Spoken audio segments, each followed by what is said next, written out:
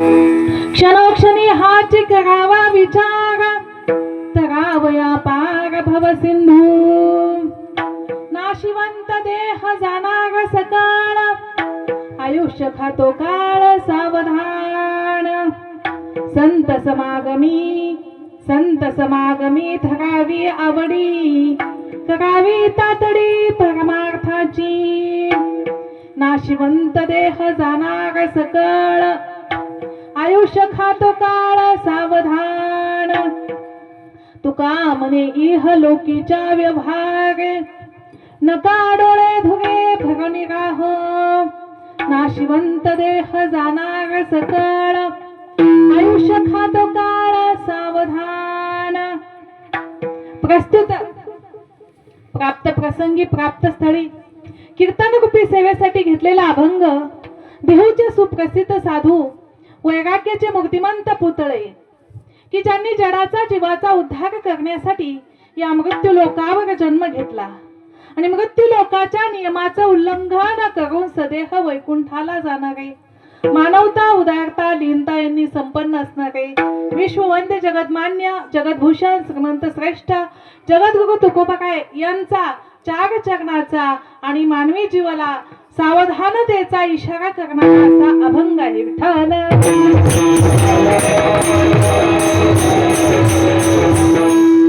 समचरण सरोजम सांद्रनीलांबुदाभम, जगननीत पाणी मंडनम मंडनानम, तरुण तुलसीमाला गंधर्वं कंजनेत्रम, सदैधवलहासं विठ्ठलं चिन्तयामि. पांडुरंग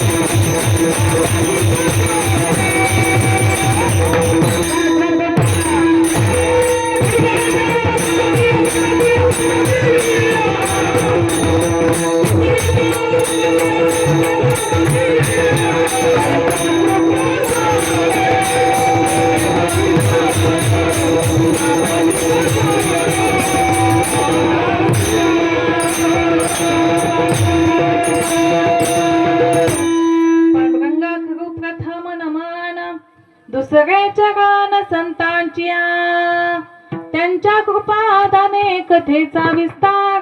बाबाजी सद्गुरुदास तुका अलंकापुरी रम्य सिंहासनस्थं, पदं भोज तेजस्प्रदिक् प्रदेशं, विरीन्द्रादिदेवैः सदा स्तूयमानं, समाधिस्थमूर्तिं भज ज्ञानदेव. ओम नमो ज्ञानेश्वराय.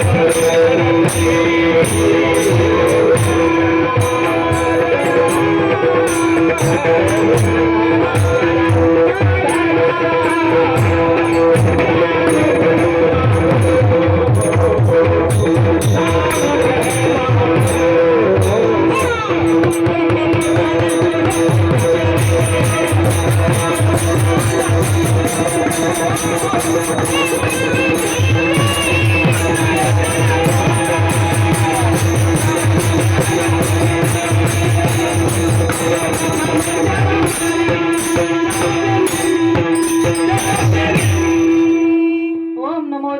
परमेश्वरा करुणा करा दयाळा, तुमचा अनुग्रह लाभलो पावन झालो चराचरी.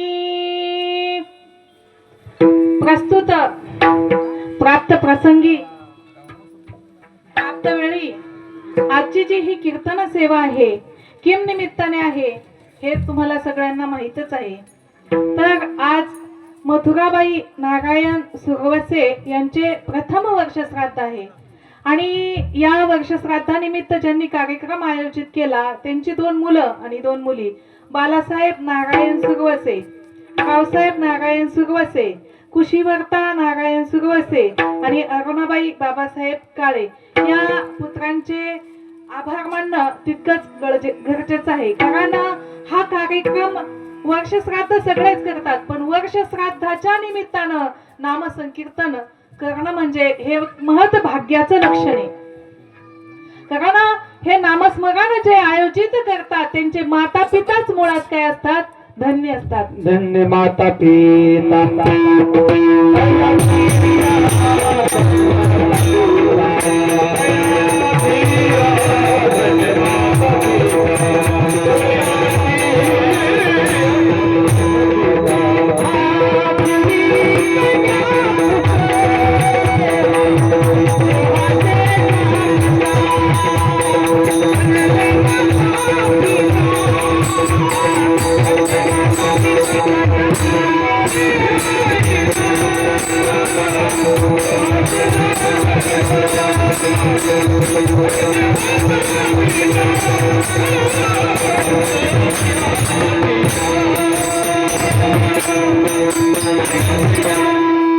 कन्या पुत्र होती जे सात्विक, तयाचा हरिक वाटे देवा.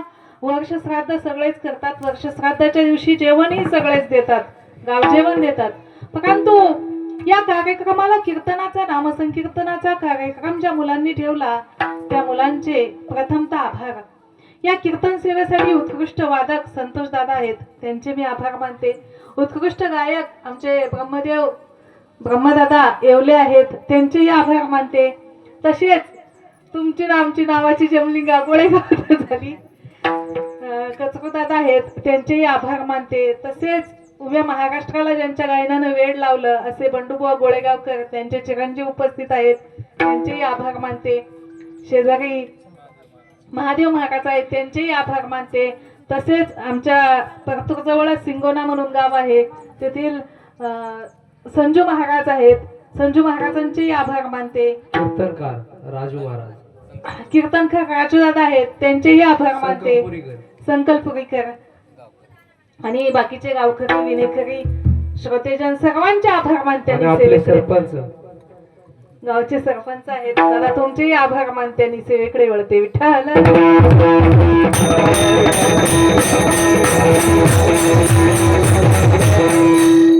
महाराज आजच्या अभंगामध्ये प्रत्येक जीवाला सावधानतेचा इशारा देतात. क्षणोक्षणी हाची करावा विचार, प्रत्येक क्षणाला विचार करा. पण कोणता? तरावया पार भव सिंधू. हा जो देह आहे ना, महाराज म्हणतात हा देह नाशवंत आहे. कुणाकुणाचा नाशवंत आहे? प्रत्येकाचा देह जाणार आहे. जो जन्माला आला तो मरणार, म्हणजे नाशवंत देह जाणार सकळ. मग जाणार तर सगळेच आहेत, परंतु जे आयुष्य मिळालेलं आहे, अगदी जन्म झाल्यापासून मरेपर्यंतचा जो कालखंड त्याला आयुष्य म्हणतात. हे आयुष्य आपल्याला जे मिळालेलं आहे ते आयुष्य आपल्याला धन्य करायचंय, ते आयुष्य सार्थकी लावायचंय, ते आयुष्य कारणीभूत लावायचंय. आणि त्यासाठी महाराज म्हणतात तुम्ही सावध व्हा आणि सावध होऊन संतांच्या संगतीत या. संत समागमी धरावी आवडी. नुसती आवड धरू नका, तर परमार्थाची काय करा? तातडी करा. करावी तातडी परमार्थाची. आणि या इह लोकामध्ये ज्या संसारामध्ये तुम्ही गुरफटून राहिलेला आहात तो संसार वास्तव नाहीये, तो संसार सत्य नाहीये. तुम्ही त्याच्यामध्ये गुरफटून राहू नका, तो लटिका आहे. तुका म्हणे इह लोकीच्या व्यवहारे, नका डोळे धुगे भर करून राहो. म्हणून प्रत्येक जीवाने जन्माला आल्याच्या नंतर एकच करा, काय केलं पाहिजे तर हमेशा सतत त्याने नामस्मरण केलं पाहिजे. सतत म्हणजे कसं, सततम कीर्तयन्तो माम यतन्तस्य गुरुव्रताः नमस्यन्तस्य मां भक्ता नित्ययुक्ता उपासते. ते त्या देहात दिसला पाहिजे, पण तो त्या देहात नसला पाहिजे, तर तो माझ्यात म्हणजे भगवंतात असला पाहिजे. ते वर्तत दिसती देही परिते देही ना माझ्या ठाई आणि मी तयांच्या हृदयी समग्रसे. क्षणोक्षणाला आपण काय केलं पाहिजे, नामस्मरण केलं पाहिजे. क्षणोक्षणाला आपला उद्धार कसा होईल, क्षणोक्षणी हाची करावा विचार. क्षणोक्षणाला एकच विचार करा की माझा उद्धार कसा होईल, मी मुक्त कसा होईल. आता तुम्ही मुक्त नाहीत का, आपण सगळेजण मुक्तच आहोत. मुक्त होता परी बळे झाला बद्ध घेऊन या छंद माझे माझे माझे. आता एखाद्याने शेतामध्ये बोर घेतला किंवा विहीर खाल्ली आणि त्या विहिरीला खूप पाणी लागलं, तर तो काय म्हणतो, पाणी खूप लागलं. मग पाणी लागलं की पाणी होतं, पाणी होतं, पण त्याने काय केला, खडकाचा मातीचा जो काही आवरणाचा गंज होता तो काढला, पाणी काय आहे, प्राप्तच आहे. तसं भगवत स्वरूप तुम्हा आम्हाला प्राप्तच आहे. तो भगवंत आपणच आहोत, त्याच्यात आणि आपल्यात बदल नाही. तो हा विठ्ठल बघवा, तो हा माधव बघवा, नॉट डिफरंट बिटवीन टू. देवात आणि माझ्यात बदल नाही, हे ज्याच्या लक्षात आलं तो देवच झाला. मग देव आणि आपण एक कसे, मीच तो देव आहे हे आपण कसं सिद्ध करू शकतो, तर आत्मस्वरूपाने आपण कोण आहोत, देव आहोत. मी तो वासुदेव तत्वता कळो येईल विचारिता. आत्मस्वरूपाने आपण भगवंत आहोत आणि देहाने नाशिवंत आहोत. हा देह जाणार आहे आणि सगळ्याचा जाणार, प्रत्येकाचा. असा काळ टपून बसलेला आहे, टपून काळ असा क्षणोक्षणाला मोजतोय.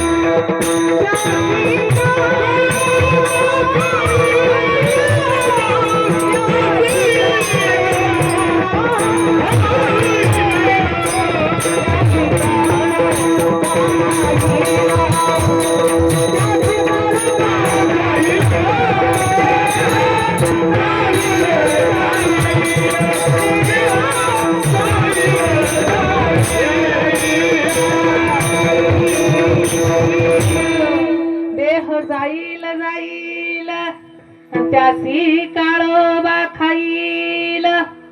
देह प्रत्येकाचा जाणार आहे आणि आयुष्य असा काळ मोजतोय.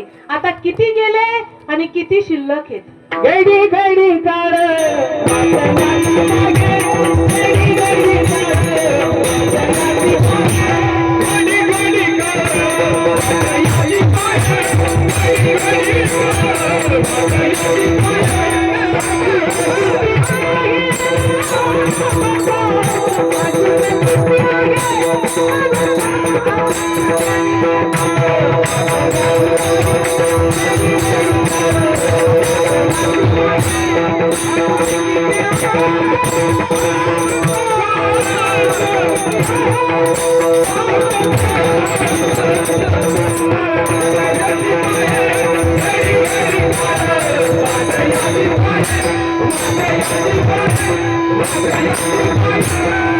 घडी घडी काळ वाट याची पाहे अजून किती आहे अवकाश. काळ वाट पाहतोय आणि आपण काय करतो, आपलं बाळ जसं जसं मोठं झालं तसं तसं त्याचा वाढदिवस करतो. मग वाढदिवस करणं चुकीचं आहे की बरोबर? तुम्हाला काय वाटतं? तुम्ही ज्या बाळाचा वाढदिवस करता त्या बाळाचं आयुष्य संपत चाललंय. ते कुणाकडे चाललंय? ते काळाच्या जबड्यात चाललंय. त्याचं आयुष्य संपलं म्हणून आनंद करताय का? तो मोठा होतोय, काळाच्या ताब्यात जातोय, त्याचं आयुष्य संपत चाललंय. ज्ञानोबा काय म्हणतात, बाळ पळिया जव जव वाढे तव तव भोजे नाचती कोडे पगी आयुष्या तुलीकडे ग्लानीच नाही. त्याला भानच नाही हो, त्याचं आयुष्य संपत चाललंय. पाहतो उंदीर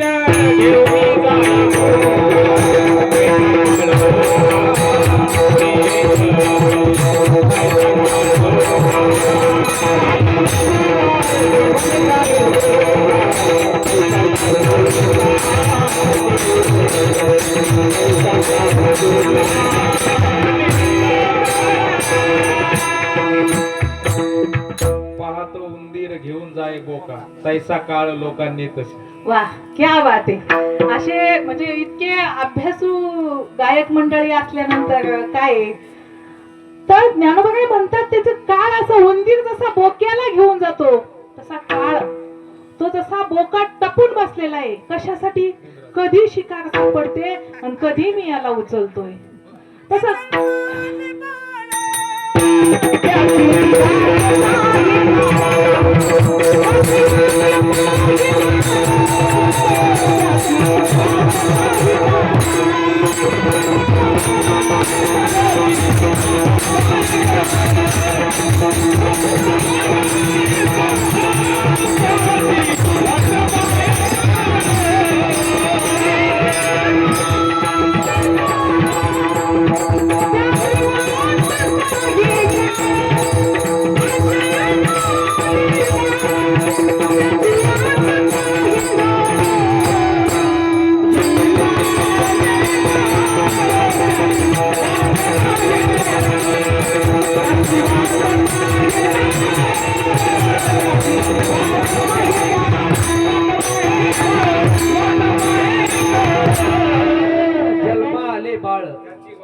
वा वा वा म्हणजे जन्म आले बाळ आणि त्याची वाट पाहे काळ.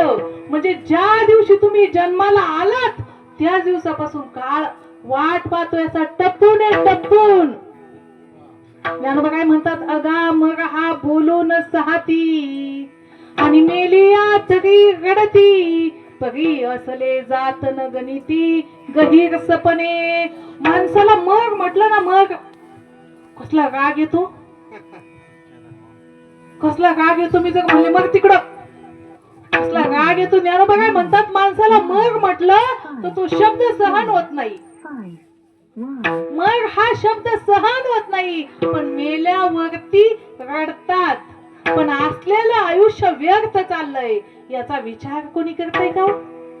मग असलेल्या आयुष्यामध्ये आपण काय केलं पाहिजे? जमेल तितकं दान पुण्य करा. कारण हे बघा, जगण्याची शाश्वती आणि जगण्याची हमी कुणालाच नाही. जो जन्माला आला, कोण असं निश्चितपणे सांगू शकतं की मी 8 दिवस जिवंत राहील आजपासून?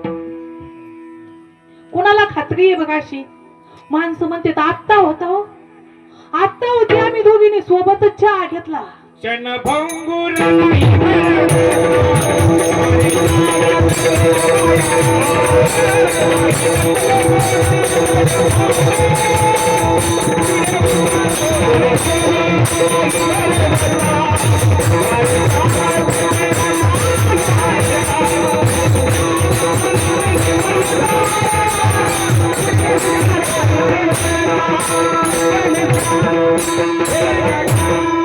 क्षणभंगुर नाही भरवसा, एक क्षणाचा सुद्धा भरोसा नाही. चालता चालता माणसं जात आहे. तो चालता चालता आता ते रील स्टार गेला, तो गणू डोंगरे बोलता बोलता गेला हो, त्याला वाटलं सुद्धा नव्हतं. म्हणजे माणसाचा असा एक क्षणाचा सुद्धा भरोसा नाही. तर नाही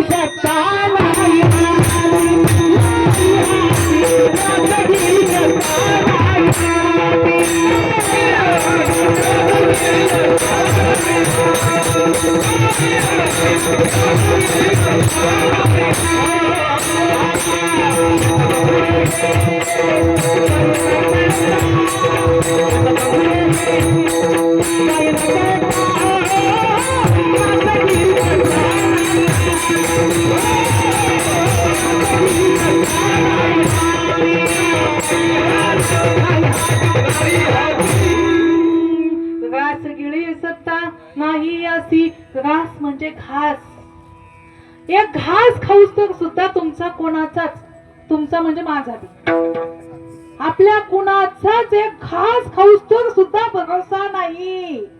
देवाच्या सत्तेत, देवाच्या नियमात आपण तोड करायची नाही. एकदा धर्मराज युधिष्ठिरांकडे एक जण भिक्षा मागण्यासाठी आला आणि युधिष्ठिर म्हणाले तुला उद्या देतो, उद्या. त्याचा चेहरा पडला. उद्या देतो म्हणल्यानंतर ना आता उद्याचं काय खरं आहे का कुणाचं. आणि तो निघाला दरबारातून. वाटेत भीम भेटले. म्हणले काय झालं रे एवढा उदास कस काय. तुमचे बंधू काय म्हणले उद्या दक्षिणा देतो, उद्या दान देतो. भीम म्हणले चल तुला आजच द्यायला लावतो, आजच. गिरजी गेला आणि असा नगारा घेतला भला मोठा, जो दुःख झाल्यानंतर वाजित येत. आणि ते भीम आहे ताकदवान, जिच वाजवायला सुरुवात केला. बाप रे बाप बाप, अख्खं गाव गोळा झाला, अख्खं गाव. युधिष्ठिर आले. म्हणले काय दुःख झाले, काय घटना घडली, काय घटना घडली. म्हणले घटना अशी घडली की माझ्या भावाला उद्यापर्यंत जगण्याची काय आहे, शाश्वती आहे, विश्वास आहे, खात्री आहे. माझ्या भावाने देवाच्या नियमात काय केलाय, बाधा आणली, बाधा. देवाच्या नियमात बंधन घातलंय. माझ्या भावाला उद्यापर्यंत जगण्याची शाश्वती आहे. आणि त्याच वेळेस धर्मराज युधिष्ठिरांच्या लक्षात आलं भीमाला काय म्हणायचंय. लगेच त्या याचकाला बोलवलं आणि काय केलं, दान दिलं, दान. जगण्याची क्षणाची सुद्धा शाश्वती नसताना तुमच्या आमच्याकडे अहंकार, घमेंडी, सत्तेची घमेंडी, प्रत्येकाकडे घमंडी आहे. माझ्या मुलाला 3 बंगले आहेत, माझा मुलगा 500 एकरचा मालक आहे. प्रत्येकाला घमंडी आहे. कुणाला बायकोची आहे, कुणाला म्हशीची आहे, कुणाला बैलाची आहे. प्रत्येक जणाला घमंडी आहे, गर्व आहे, प्रत्येकाला आहे. असं कोण आहे सांगा की ज्याला गर्व नाही, कोण आहे. अहो ज्याने वरबोट केलं ना त्याला गर्व नसल्याचं सुद्धा काय आहे.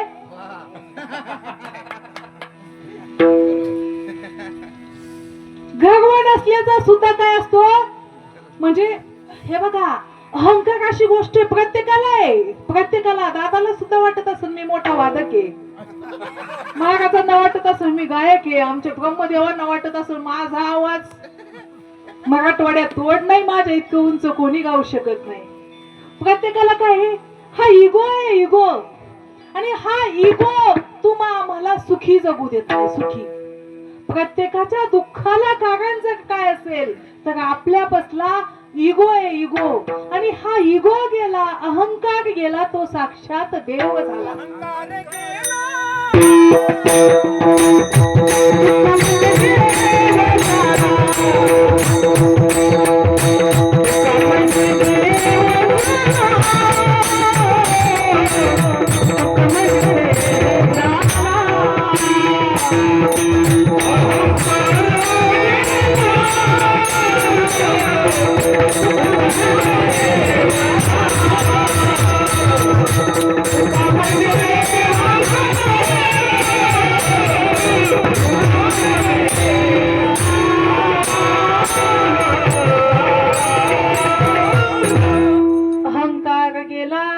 तुका म्हणे देव झाला.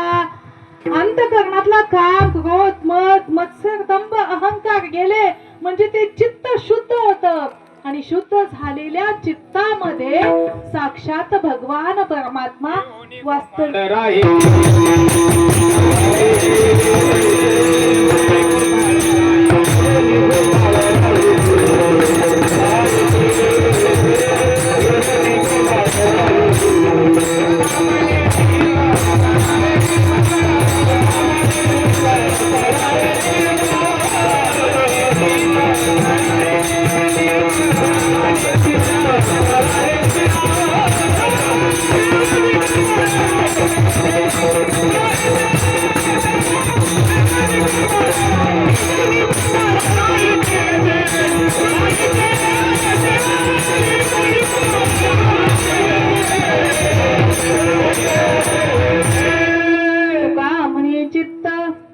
करारे निर्मळ येऊनी गोपाळ आहे तेथे ज्याचं चित्त निर्मळ आहे अशा निर्मळ चित्तामध्ये भगवान परमात्मा वास्तव्य करतो.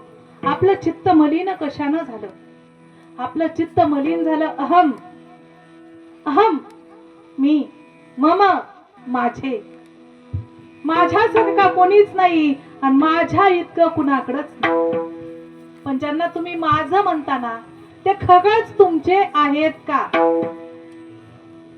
ज्यांना तुम्ही माझं म्हणता ते खरंच तुमचे आहेत का? असे आजोबा. आणि या आजोबा नातवंडाला घेऊन बाजारात गेले. 10 वर्षाचा नातू होता आणि तिथे बाजारात विकण्यासाठी खोटा साप आलेला होता. मग तो खोटा साप 120 ला होता. आजोबा म्हणले नाही घ्यायचा. पण आजकालचे नातवंड ऐकत आहेत का? ते नातवंडाने खाली अंग टाकून दिलं. घ्यायचं म्हणजे घ्यायचाच. शेवटी अशी नाही होय करत 100ची नोट खर्च केली आणि तो साप घेतला. खोटा साप येतो आणला. आजोबांनी त्या मुलाच्या ताब्यात साप दिला. मुलगा बाहेर साप खेळत बसला. नातवंड साप खेळत आहे आणि आजोबांनी जेवण केलं आणि झोपले. झोपल्यानंतर मात्र काही माणसं काही चिंता नाही, काही नाही, काही नाही, मस्त घोरणं चालू केलं. मग तो मुलगा खेळून खेळून दमला. तो खोटा साप छाती बांधून टाकला. कोणाच्या? आजोबाच्या छातीवरती खोटा साप. तो काही 120चा होता, 10-20चा नव्हता. ओरिजिनल सापासारखा साप दिसत होता. आणि मग ते म्हातारी आली, बघितलं. बाबा बाबा बाबा बाबा बापरे बाबा बाबा बाबा, घाबरली, पळाली. तिने लेक आले, सुना आल्या. साप आहे म्हणे, आता करायचं काय? मोठा मुलगा पुढे गेला साप उचलायला बाजूला फेकायला. लगी बायकून माग म्हणे. म्हाताऱ्याचं सगळं झालंय गेलंय आता. मसनात गाव काय गेल्या, काय खरंय म्हाताऱ्याचं आता? हा, आपलं सगळं व्हायचंय, जायचंय, माग म्हणे. वडलं बायकोनी पाठीमाग. मधवा गेला, मधवेची बायको आली, माग म्हणे. धाकल्याची तीच गत. मग शेवटी तिघ म्हणले, आई तू काय कर, बाबाच्या छातीवरचा काय कर, साप उचलून बाजूला फेक. म्हातारी म्हणली, हे आयुष्यभर डंगकाईनी मला शिव्या दिल्यात, कवा बघा बघितलं नाही ह्यांनी मला. आयुष्यभर खाण्यात जिंदगी गेली याच्या. जाऊ दे मग, ती मेलं तर मेलं. आणि मग लोक कशासाठी गोळा झालेत? म्हणून ते नातू पळू पळू आला आणि म्हणला काय, मी उचलतो साप. त्या नातवाला माग ओढलं. येडेत का काय म्हणले, तू खोटा साप आहे. माग ओढलेला हात हिसकून पुढे गेलं आणि 10 वर्षाच्या नातानं तो साप उचलला.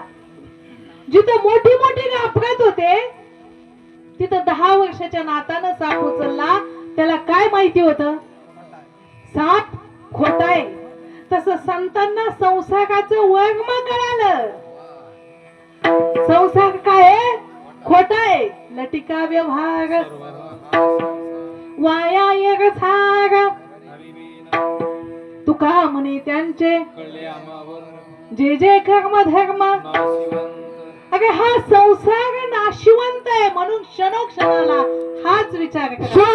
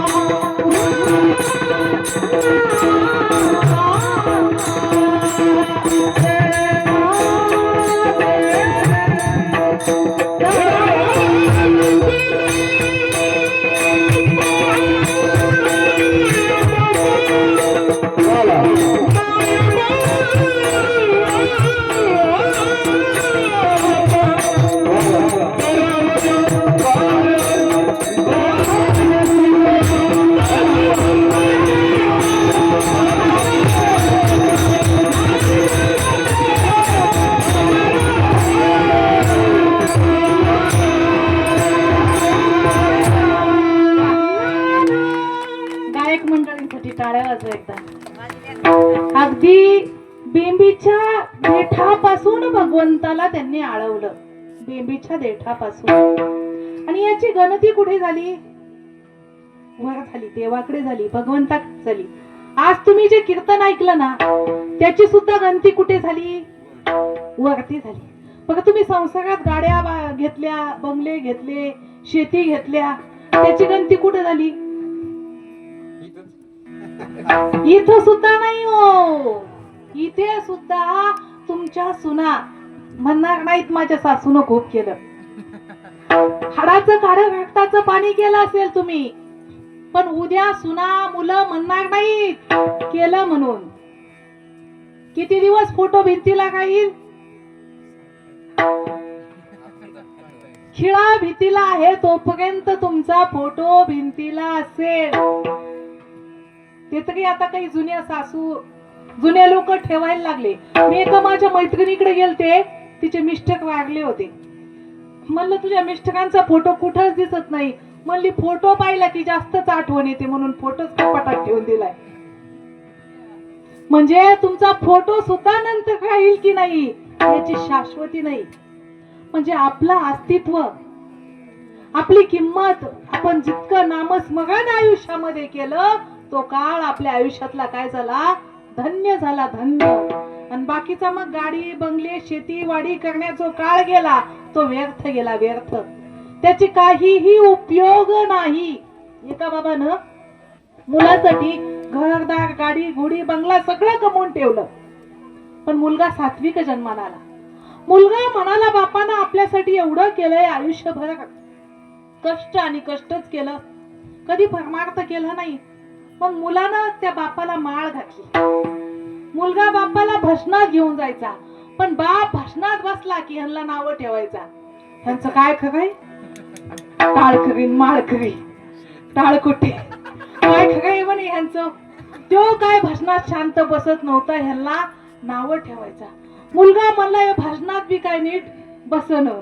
सारखं त्या माळकऱ्याला पोटात माळ, गळ्यात माळ, पोटात काही नाव ठेवायचा. म्हणला ह्याच्या तोंडात काही देवाचं नाव येत नाही. मग योगायोगानं त्या मुलाला मुलगा झाला, मग त्या मुलानं मुलाचं नाव ठेवलं कृष्णा. मग नातवंडाला काय म्हणून? हा कृष्णा. मुलांची नावं सुद्धा देवाची ठेवली की आपोआप नावं देवाची तोंडात येतात. पण म्हाताऱ्याचं तेवढं पुण्य नव्हतं. ज्याचं पुण्य आहे त्याच्याच मुखात देवाचं नाव येतं. असेल ज्याची पूर्व पुण्याई तोच मुखी गाई राम नाम. ज्याची काहीतरी पूर्व पुण्याई आहे त्याच्या मुखामध्ये बहुता सुकृताची जोडी आणि म्हणून विठ्ठल आवडी. म्हाताऱ्याचं पुण्य नव्हतं. म्हातारा कृष्णा कधी म्हणलाच नाही. म्हातारा म्हणायचा किशा. आलं कृष्णा तोंडात. काय करावं म्हणे, देवाचं नावच काही केले नाही, याच्या तोंडात येत नाही. दुसरा मुलगा झाला, मग त्याचं नाव सोपं ठेवलं, गोविंद. गोविंद गोविंद. आता सोपं आहे की नाही? म्हणायला पाहिजे होतं का नाही? म्हातारा म्हणे, ए गोग्या, ए किशा. कधी आलंच नाही कृष्णा न गोविंदा. आता म्हाताऱ्याची जायची वेळ झाली. मुलगा मला 2 दिवसात टपकन धान्य होतं, त्या धान्याच्या गोण्या ठेवलेल्या होत्या, तिथं ठेवलं. तिथं बाज नेली आणि म्हातारा जाणार त्या क्षणी बाज ती गोणी फाडली. मग गोणी फाडली, धान्य गळू लागलं, तर म्हातारा आता काय म्हणत? गोणी शिवा शिवा शिवा शिवा शिवा म्हणून. मुलाला वाटलं आता मग ते खेपला तरी काय येईल. मग काय म्हणलं माहितीये? ए गोद्या गोणी टाच टाच टाच टाच टाच म्हणत, टाच टाच टाच म्हणत देह सोडला. पण शिवा शिवा शिवा शिव शिव शिव तोंडात आलंच नाही. मगनी जया जे आठवे तो तेची गती ते पावे मनोनी सदा स्मरावे मातेचे तुआ. मग त्यावेळी माणसाला जे आठवतं तो त्याच गतीला जातो. म्हणून प्रत्येक क्षणाला काय केलं पाहिजे? नामस्मरण केलं पाहिजे. देह जाणार आहे, प्रत्येकाचा जाणार आहे. देह हा नाशिवंत आहे, जसं आत्मस्वरूप सत्य आहे आणि देह नाशिवंत आहे. आत्मा या देहातून त्या देहात, त्या देहातून या देहात, पण शरीर जात आहे, शरीर मरत आहे. जसं या शरीराला आपण कपडे परिधान केले, जुने काढले आणि नवे परिधान केले. वासांसी जीर्णानि यथा विहाय नवानि गृणाति नवोपराणि तथा शरीरानि विहाय जीर्ण अन्यानि संयाति नवानि देहि. जुनं वस्त्र टाकून द्यावं आणि नवं परिधान करावं. माऊली ज्ञानोबा काय म्हणतात? जैसे जीर्ण वस्त्र सांडीचे मग नूतन वेडीचे. पखवाज वाजून वाजून दादांच्या ओव्या श्लोक पाठ झाले, त्यांचे पाठ झाले हो. जैसे जीर्ण वस्त्र सांडीचे मग नूतन वेढीजे तैसे देहांतका ते स्वीकारजे चैतन्य नाते. या चैतन्य म्हणजे आत्मा, या आत्मस्वरूपामध्ये कितीतरी देह येतील आणि जातील, पण आत्मा हा सत्य आहे, शाश्वत आहे, विश्वसनीय आहे. त्या आत्म्याला काहीच होत नाही, काहीच. तो उन्हाने वाळवायचा म्हणलं तर वाळत नाही, सुकत नाही, जळत नाही. आत्मा हा सत्य आहे. मग मेलं काय? मेलं काय?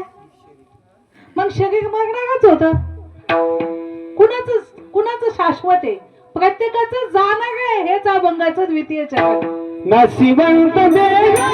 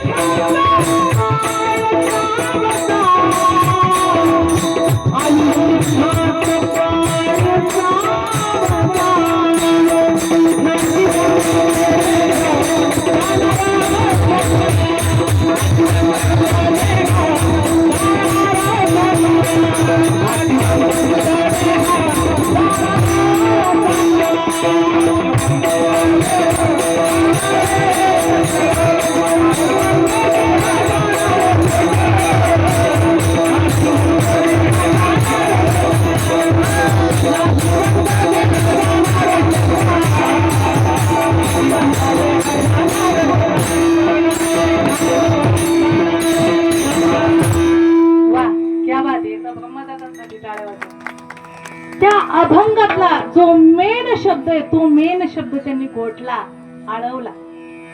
आजच्या अभंगामध्ये सावधान हा शब्द फार महत्वाचा आहे.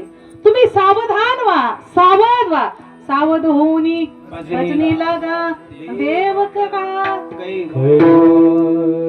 सावध व्हा तुम्ही, सावध. आणि कैवारी कुणाला करायचं असेल तर देवाला करा. सावध झाल्याशिवाय पर्याय नाही. तुम्ही सावध व्हा, पण कुठं?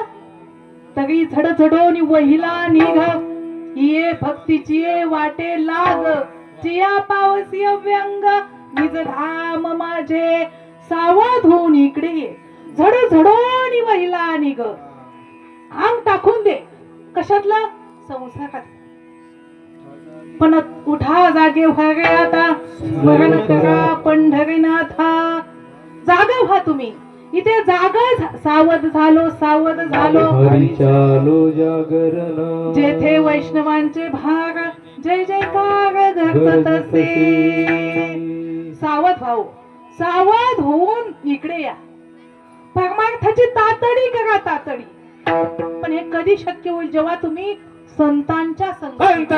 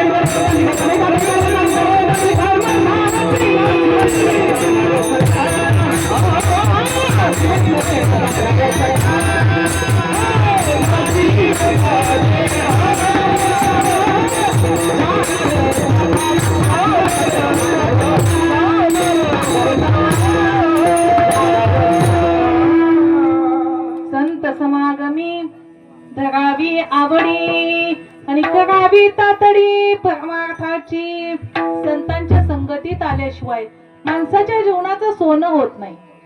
Better be alone than in bad company. वाईटाच्या संगतीत राहण्यापेक्षा एकटं थांबा पण वाईटाची संगत नको. Open and enemy than a false friend. चुकीच्या मित्रापेक्षा उघड शत्रू चांगला पण चुकीचा मित्र नको. तो चुकीचा मित्र तुम्हाला अधोगतीलाच घालणार.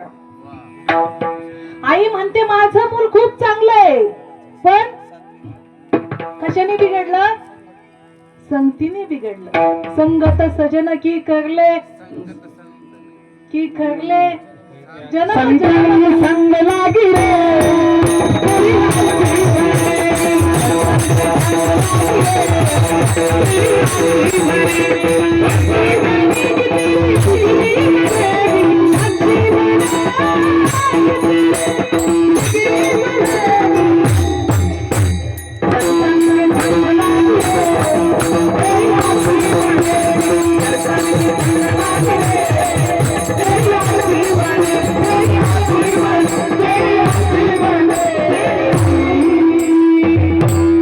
संतन के संग लाग गए तेरी अच्छी बनेगी तेरी किस्मत जगेगी. तुझी किस्मत किस्मतला मराठीत काय म्हणतात किस्मत म्हणजे तुझं भविष्य तुझं भविष्य उज्ज्वल होईल. तू संतांच्या संगतीत ये. Life is drama man is actor and god is director. जीवन हे एक नाटक आहे. नाटक आहे सगळं. हा संसार लटिका आहे. पिक्चर सारखा पिक्चर जणू काय 2 तासाचा असतं आणि आपलं आयुष्य 60-70 वर्षाचं असतं. गेली 40 गेली 45 गेली कुणाची 50 गेली कुणाची 60 गेलेत कोणाचे 65 गेलेत. याच्यामध्ये आपण परमार्थ किती केला याची काय झाली आयुष्य जाता आहे.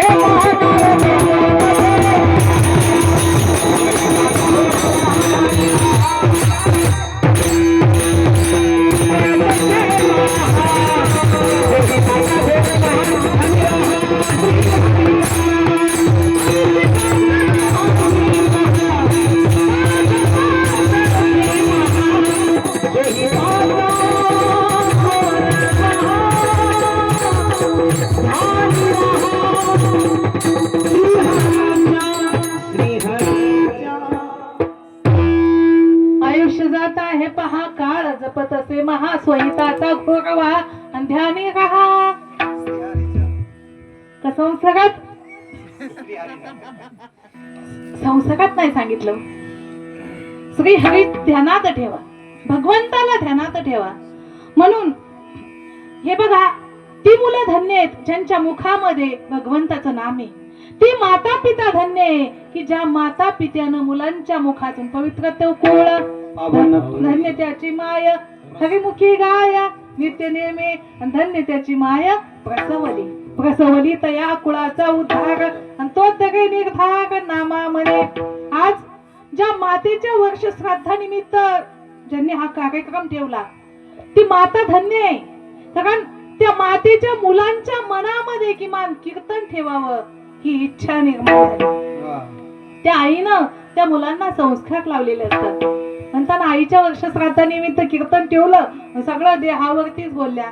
आमच्या आईवरती काही बोलल्याच नाही. आईवरती काय बोलणार हो? आईचे उपकार साक्षात देव फेडू शकला नाही. देव जो देव आहे ना, भगवान श्रीकृष्ण आहे, श्रीराम प्रभू आहे, ते आईचे उपकार फेडू शकले नाही तर तुम्ही आम्ही काय फेडणार आहे? आई म्हणजे काय असते? आई म्हणजे लंगड्याचा पाय, आई म्हणजे वासराची गाय, आई म्हणजे तानेल्याची माय, आई म्हणजे दुधावरची साय, आई म्हणजे मंदिराचा कळस आणि आई म्हणजे अंगणातली पवित्र तुळस. आई म्हणजे तहान लागल्यानंतर प्यावं असं थंडगार पाणी आणि आई म्हणजे भजनात गुणगुणावी अशी गोड अभंगवाणी. या आईला कशाची उपमा देणार आहे?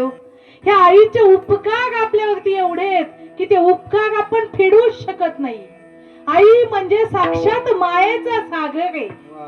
हो तुझ्या या उपकाराची मला जाणीव झाली नाही ग. तुझ्या या उपकाराची मला जाणीव झाली नाही ग. अनमोल जन्म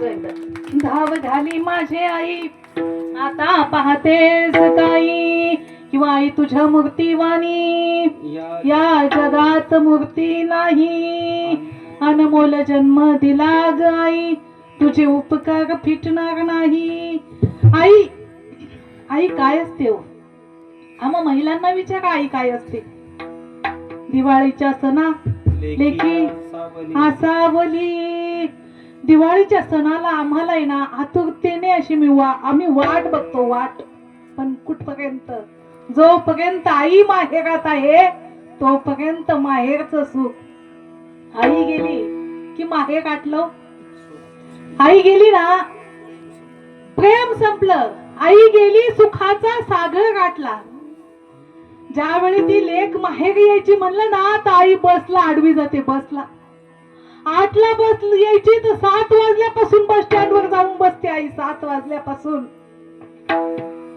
आणि जेव्हा आई जाते ना त्यावेळी त्या बस स्टँड वर न्यायला कोणी आलेलं नसतं कोणी वाट पाहत बसलेलं नसतं लेक जायची म्हणून आई कांदे टाक मिरच्या टाक मुगडा टाक हरभरा टाक कुरडा दी पापड दी अगं त्या लेकीच्या तिथं काही कमी नसतं पण सगळं डाळी डुळी सगळं वाळलेल्या मिरच्या म्हणा काय म्हणू नका पिशीत असं भरून देते ती आई आईशी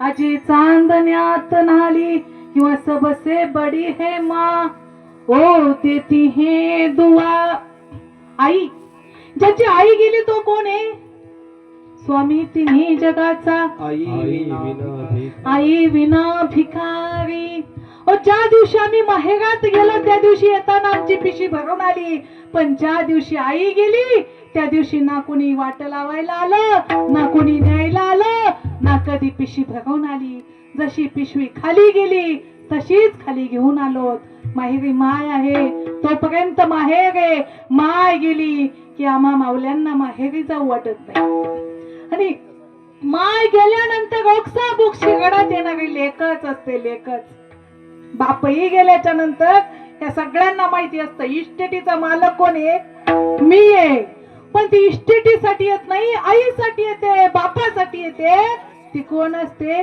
लेक असते ओ लेक म्हणजे आईच्या जातीला जी माया असते ना ती कोणालाच नाही दादा.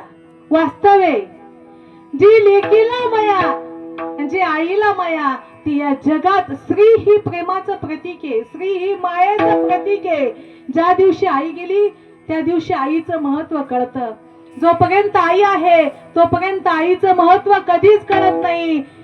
एखाद्या छोट्या मुलाची आई जाऊ दे आई, तो लेखक म्हणतो गोठ्यात जेव्हा वासरांना गाई चाटताना दिसतात ना तेव्हा सुद्धा मला माझ्या आईची आठवण येते. चिमणी आपल्या पिलांना तोंडामध्ये चारा आणून देते त्यावेळी सुद्धा मला आईची आठवण येते. जेव्हा कोणी आपल्या आईला आई म्हणून असा आवाज देतो त्यावेळेस सुद्धा मला माझ्या आईची आठवण येते. आई मनोनी कोणी आईस हाक मारी, ती हाक येई कानी मज होय शोककारी. नोहेच हाक मारे मारी कुणा कोठारी, गोठ्यात वासरांना ह्या चाटतात गाई. वात्सल्य हे पशूचे चिमणी हरुचणे. ज्यावेळी ती चिमणी त्या पिलांना चारा आणून देते त्यावेळेस त्या लेखकाला आपली आई दिसते. प्रत्येक क्षणी त्याला आई दिसते, कारण आई हा मायेचा सागर आहे, तो आटता आटत नाही. आई माझी, आई माझी मायेचा सागर, तुला दिले जीवना दार. आई माझी मायेचा सागर, तुला दिले जीवना दार.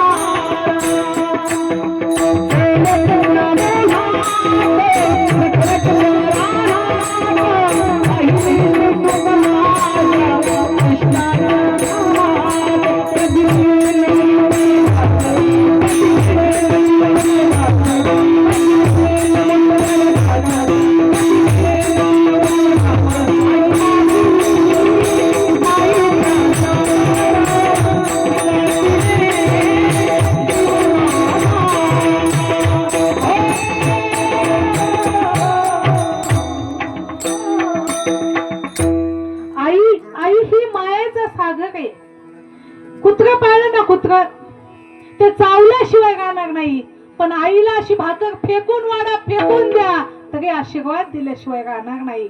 शेवटी ती आई आई. जाता जाता एकच आईचं दृष्टांत सांगणारी आई लेकरावरती किती प्रेम करते आणि कीर्तन सेवा संपवणार आहे. नगर पुणे हायवेला गाव आहे आणि त्या गावामध्ये एक आई जिचं मूल असं लहान तानं होतं त्याच वेळेस त्या आईचा पती वारला, त्या मुलाचा बाप गेला.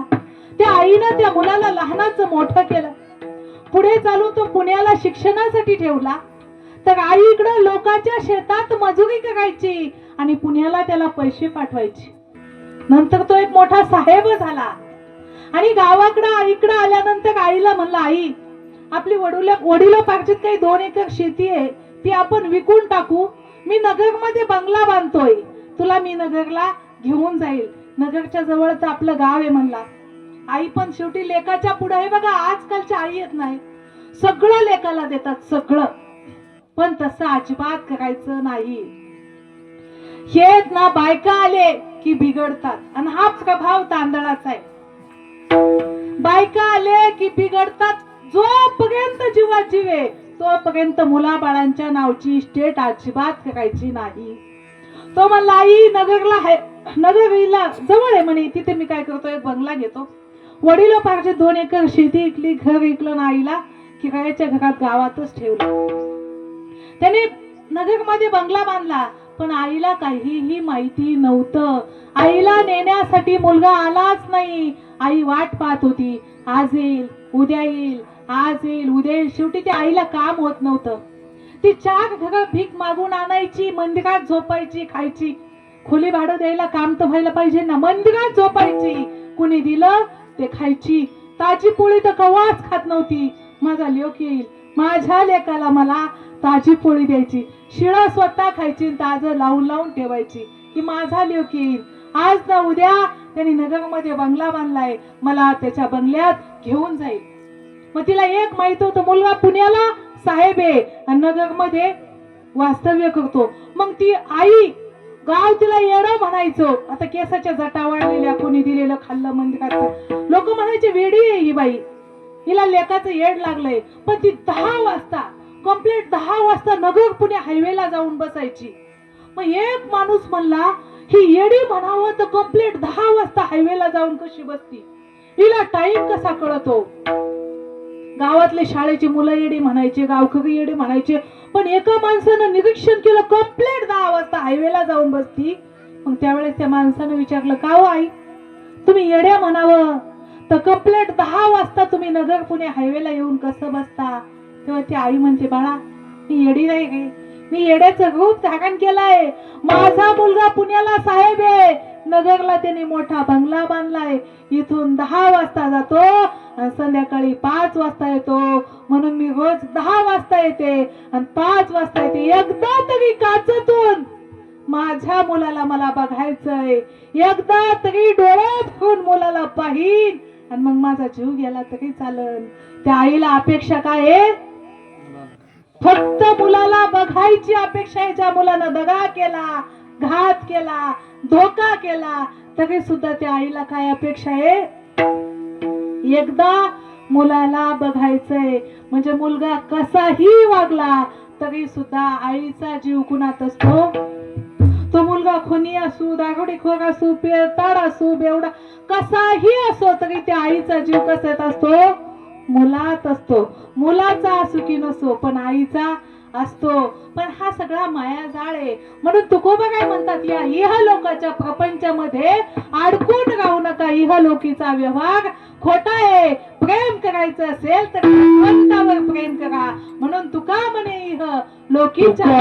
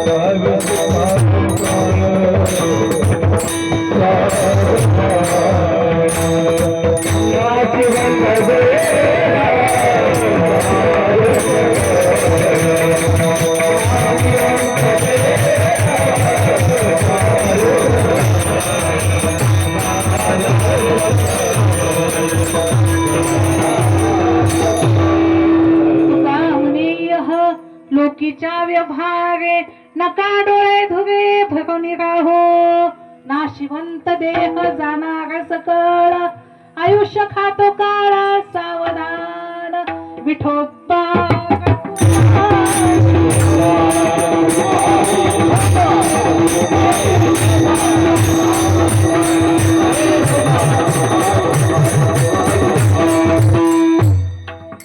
क्षणोक्षणी हाची करावा विचार तरावया पार भव सिंधू नाशिवंत देह जाणार सकळ आयुष्य खातो काळ सावधान. या अभंगावर जी काही मोडकी तोडकी चिंतन सेवा केली कीर्तन सेवा केली ते ज्ञानोबायांचे उपकार जयांचे गावी केला वास त्यांचे शीन सावे उदास आणि तुम्हा सर्व साधू संतांचे आशीर्वाद. आजची जी कीर्तन सेवा ज्यांच्या वर्षश्राद्धा मथुराबाई नारायण सुखवसे यांच्या वर्षश्राद्धानिमित्त गोड अशी कीर्तन सेवा संपन्न झाली. त्यांची जी मुलं आहेत बालासाहेब नारायण सुखवसे रावसाहेब नारायण सुरवसे, कुशीवर्ता दामोदर मेकोले आणि अरुणाबाई बाबासाहेब काळे या चारही चिरंजीवांना उदंड आयुष्य लाभो अशी मी पांडुरंगाकडे प्रार्थना करील. आणि आजच्या उत्कृष्ट अशा कीर्तन सेवेला जसं दुधात साखर पडावी तशी संतोष दादा हजर राहिले. दादांचे आभार मानते. उत्कृष्ट गायक ब्रह्मादादा येवले, आवाजाचे जादूगारच म्हणावं लागेल त्यांना, तेही या ठिकाणी कीर्तन सेवेसाठी उपस्थित राहिले. तसेच उत्कृष्ट कीर्तनकार राजदादा संकल्पपुरीकर, तेही कीर्तन सेवेसाठी उपस्थित राहिले. तसेच उत्कृष्ट कीर्तनकार अंगद दादा आहेत, त्यांचेही आभार मानते. तसेच आमचे कचरू दादा आहेत, त्यांचेही आभार मानते. उत्कृष्ट गायक आमचे मालक पांडुरंग महाराज आहेत, त्यांचेही आभार मानते. महादेव महाराज आहेत, त्यांचेही आभार मानते. संजू महाराज आहेत, त्यांनी काय आज गायलं नाही पण ते सुद्धा छान गातात. नाही ओळख आहे हो, ऐन वेळेला नाव आठवत नाही. आता हे दादा किती परिचयाचे आहेत. गोळेगावात काही केले नाही, पहिल्यांदा नाही, शेवटी नाही, नावच आठवलं नाही कचरू दादांचं. तसं आणि तसेच हे आपले गावचे आहेत, विनेकरी आहेत. तुम्ही सर्व सज्जन श्रोत्यांनी अगदी शांतपैकी कीर्तन ऐकलं. सर्वांचे आभार मानते आणि सेवेला या ठिकाणी पूर्णविराम. ज्ञानेश्वर